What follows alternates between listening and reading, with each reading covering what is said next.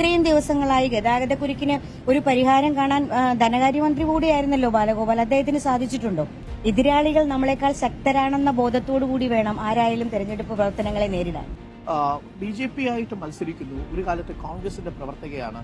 ഇപ്പം ബാലഗോപാൽ ഐഷ പോറ്റിയുമായിട്ടാണ് ഇവിടെ മത്സരിക്കുന്നത്. ഐഷ പോറ്റിക്ക് CPM അവഗണന നേരിട്ടു, അങ്ങേക്ക് കോൺഗ്രസിൽ അവഗണന നേരിട്ടു എന്നത്. അപ്പൊ രണ്ടുപേരും ഒരർത്ഥത്തിൽ രാഷ്ട്രീയ അവഗണനയുടെ ഇരകളായിട്ടാണ് മത്സരിക്കുന്നത് ഈ തെരഞ്ഞെടുപ്പിൽ. പാർട്ടി ഈ സീറ്റ് തന്നിരുന്നെങ്കിൽ ലക്ഷ്മി ഇപ്പുറത്തിരിക്കുമായിരുന്നു. നമ്മൾ സീറ്റിന് വേണ്ടി മാത്രമല്ല ഒരു പൊതുപ്രവർത്തകർ എപ്പോഴും നിൽക്കേണ്ടത്. ഞാൻ സീറ്റ് ആഗ്രഹിച്ച് നിന്ന ഒരാളല്ല, പക്ഷെ സീറ്റ് കിട്ടാതിരുന്നിട്ടും പിന്നെ തുടർച്ചയായിട്ടുണ്ടായ ചില അവഗണനകളാണ് എന്നെ മാറി ചിന്തിക്കാനായിട്ട്.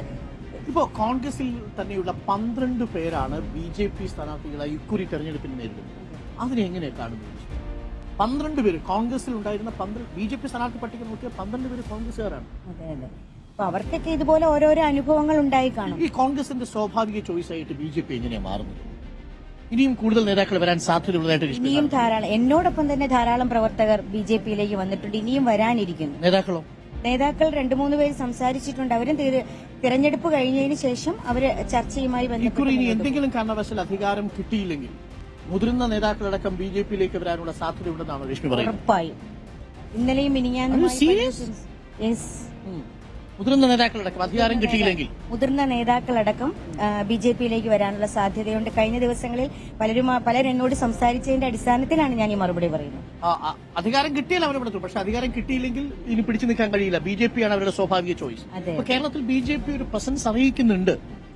BJPയുടെ വളർച്ച നമുക്കറിയാം. സർവേ പ്രകാരം ഏകദേശം 25ഓളം സീറ്റുകൾ പിടിക്കുമെന്നാണ് പറഞ്ഞിട്ടുള്ളത്. കൊട്ടാരക്കരയിൽ ആത്മവിശ്വാസമുണ്ട് രശ്മി? ഉറപ്പായും വളരെ ആത്മവിശ്വാസത്തോടു കൂടി തന്നെയാണ് ഞാൻ തെരഞ്ഞെടുപ്പ് കൊട്ടാരക്കരയിലെ വോട്ടർമാരുടെ മുന്നിൽ ലക്ഷ്മി വെക്കുന്നത് എന്താ? ഏറ്റവും നമുക്കറിയാം, കൊട്ടാരക്കരയിൽ കഴിഞ്ഞ 2021 തെരഞ്ഞെടുപ്പ് പ്രചരണങ്ങളുമായി മുന്നോട്ട് പോയപ്പോൾ വോട്ടർമാർ പറഞ്ഞ കാര്യം തന്നെ കൊട്ടാരക്കരയിലെ ഗതാഗതക്കുരുക്കാണ്. ഇത്രയും ദിവസങ്ങളായി ഗതാഗതക്കുരുക്കിന് ഒരു പരിഹാരം കാണാൻ ധനകാര്യമന്ത്രി കൂടിയായിരുന്നല്ലോ ബാലഗോപാൽ. അദ്ദേഹത്തിന് സാധിച്ചിട്ടുണ്ടോ?